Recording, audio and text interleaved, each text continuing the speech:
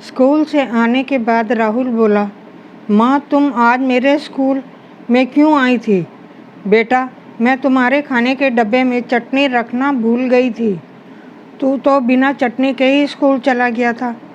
बेटा बोला, माँ आपको पता नहीं है क्या कि आप एक आंख से अंधी हो? आपके जाने के बाद मेरे सारे दोस्त मुझ पर हंस रहे थे और मुझे अंधी का बेटा कहकर पुकार रहे थे। माँ ने कहा, अच्छा बेटा, मैं आज के बाद तेरे स्कूल में कभी नहीं आऊँगी। माँ ने अपने बेटे को खाना खाने के लिए कहा तो वह अपनी माँ से बहुत ज़्यादा नाराज़ था। उसने अपनी माँ को कहा कि तुम अंधी हो, तुम देखने में बिल्कुल अच्छी नहीं लगती। माँ ने बेटे को गुस्सा नहीं किया और ना ही मारा। माँ ने बहुत मेहनत करके अपने बेटे को एक अच्छे स्कूल में पढ़ाया। एक दिन वह लड़का अपने स्कूल में टॉप किया। स्कूल वालों ने उसके टॉप करने पर एक आयोजन किया। जब वह आयोजन में जाने की तैयारी कर रहा था तो माँ ने कहा कि बेटा, क्या मैं भी चलूँ? तो बेटे ने कहा, नहीं माँ, तुम तो अंधी हो। यह बात सुनकर माँ ने कहा कि मैंने इसी दिन के लिए इतनी मेहनत की थी। लेकिन माँ तो माँ ही होती है। वह अपने बेटे का सम्मान होते हुए देखना चाहती थी। वह बेटे से छुप कर उसके स्कूल चली गई और सबसे पीछे छुप कर खड़ी हो गई। अपने बेटे को अवार्ड मिलते देख वह बहुत खुश हो गई। जब वह घर पहुंच गई तो उसने अपने बेटे से कहा, मैं तो तेरे कार्यक्रम को देखने के लिए गई थी। इस पर बेटा माँ के ऊपर बहुत चिल्लाने लगा। क्यों उस बेटे को अपनी अंधी माँ और बूढ़ी माँ की ममता नज़र नहीं आ रही थी? कुछ और समय बीता, वह बच्चा बड़ा हो गया और गबरू जवान बन गया। कुछ समय बाद उस लड़के की शादी हो गई। बहू आई तो वह भी कहने लगी कि आस पड़ोस के लोग भी मुझे ताना देते हैं। यह बात मुझे बिल्कुल अच्छी नहीं लगती। अपनी पत्नी की बात सुनकर लड़का अपनी माँ से बोला कि माँ तुम अंधी हो, हम तुम्हें छोड़कर यहाँ से दूसरे शहर रहने जा रहे हैं। यह सुनकर माँ की आंखों में आंसू धारा बहने लगी। जिस माँ ने अपना मंगलसूत्र बेचा और लोगों के घरों में बर्तन और सफाई का काम करके जिस बेटे को बड़ा किया और वह बड़ा आदमी बनकर उसी अंधी माँ को छोड़कर दूसरे शहर में रहने जा रहा था। इस बात को 17 साल बीत गए।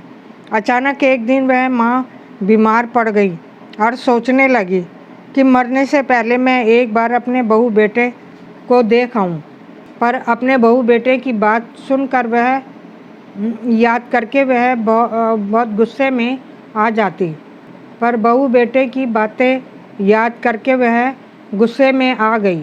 फिर थोड़ी देर में जाने क्या सोचकर वह अपने बहू बेटे से मिलने के लिए निकल पड़ी। वह अपने बेटे के घर पहुंचकर रुक जाती है।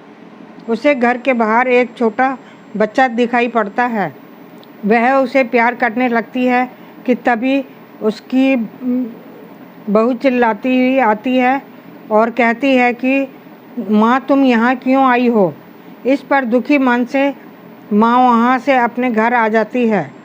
कुछ दिन बाद वहाँ के एक पड़ोसी ने उसके बेटे के पास खबर भेजी कि तुम्हारी माँ के पास ज़्यादा समय नहीं है।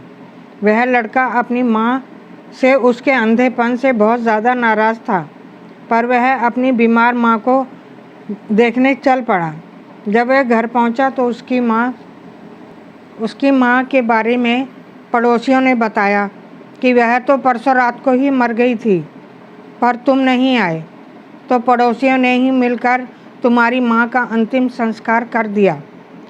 तुम्हारी माँ अंतिम सांस तक तुम्हारा ही नाम ले रही थी और एक चिट्ठी तुम्हारे नाम छोड़ गई। वह लड़का माँ की चिट्ठी लेकर अपने घर आ गया और अपनी पत्नी से बोला कि अंधी मर गई। बेटे ने जब चिट्ठी पढ़ी तो उसमें लिखा था, कि बेटा, मेरा भगवान के पास जाने का समय आ गया है। इसलिए मैं तुझे यह बता रही हूँ कि जब तू छोटा था तो एक एक्सीडेंट में तेरी आँख चली गई थी, जिस पर तेरे पिता ने बहुत सारी प्रॉपर्टी बेचकर तेरी आँख का इलाज करवाया। जो आँख आज दुनिया देख रही है वह एक आँख मेरी है। वह लड़का चिट्ठी पढ़कर ज़ोर ज़ोर से रोने लगा और सोचने लगा कि मेरी माँ ने एक आँख मुझे देकर खुद अंधी बनकर सबके ताने सुने। माँ, मैंने तुझे जितना गलत समझा था, आखिर वह उस बेटे को अपनी गलती का एहसास हुआ और माँ से रोते रोते क्षमा मांगने लगा। दोस्तों, अगर आपको मेरी यह कहानी पसंद आई हो तो प्लीज़ लाइक एंड सब्सक्राइब करें।